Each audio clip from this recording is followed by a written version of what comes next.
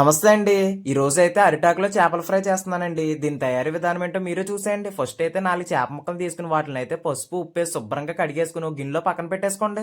ఇంకండి మన చేపలనైతే శుభ్రంగా కడిగేసుకొని ఒక గిన్నెలోకి తీసుకుని దాంట్లో కొంచెం కారం, కొంచెం ఉప్పు, అలాగే కొంచెం పసుపు, అలాగే కొంచెం చికెన్ మసాలా, అలాగే లేదనకుండా కొంచెం అల్లం వెల్లుల్లి పేస్ట్, కొంచెం ఆయిల్, అలాగే కొంచెం పెరుగు, కొంచెం నిమ్మకాయ కూడా పిండేసుకొని శుభ్రంగా కలిపి పక్కన పెట్టేసుకోండి. ఇంకా మన మసాలా మొత్తం ముక్కలు బాగా పట్టేంత వరకు కలిపేసుకుని నెక్స్ట్ అయితే ఒక అరిటాకు తీసుకుని దాన్ని శుభ్రంగా కడిగేసి చేప ముక్కల్ని అయితే అందులో పెట్టి పొట్లం కట్టేయండి. ఇక నెక్స్ట్ అండి పొయ్యి వెలిగించుకుని పొయ్యి మీద పెనం పెట్టుకుని పెనం వేడెక్కిన తర్వాత కొద్దిగా నూనె వేసుకుని నూనె వేడెక్కిన తర్వాత ఇందాక మనం పొట్లాల కింద కట్టేసుకుని మన చేప ముక్కలను అయితే అందులో వేసుకుని దోరగా రెండు పక్కల వేయించుకుని ప్లేట్లోకి సర్వ్ చేసేసుకోండి. ఇంకా అంతేనండి బాబు, మన అరిటాకుల చేపల ఫ్రై అయితే రెడీ అయిపోయిందండి. ఇంకా దీన్ని చూస్తుంటే నూరు ఊరిపోతుందండి. ఇంకా దీన్ని అయితే ఒక అరిటాకులోకి వేసుకుని దాని మీద పుదీనా అలాగే ఉల్లిపాయలు నిమ్మకాయ పెట్టుకుని తింటే ఉందండి. ఒక ముక్క ఇరుసుకుని నోట్లో పెట్టగానే కరిగిపోతుంది అనుకోండి. టేస్ట్ అయితే చాలా బాగుందండి. నచ్చితే మీరు ట్రై చేయండి. ఉంటానండి మరి నెక్స్ట్ వీడియో కలుద్దాం. బాయ్.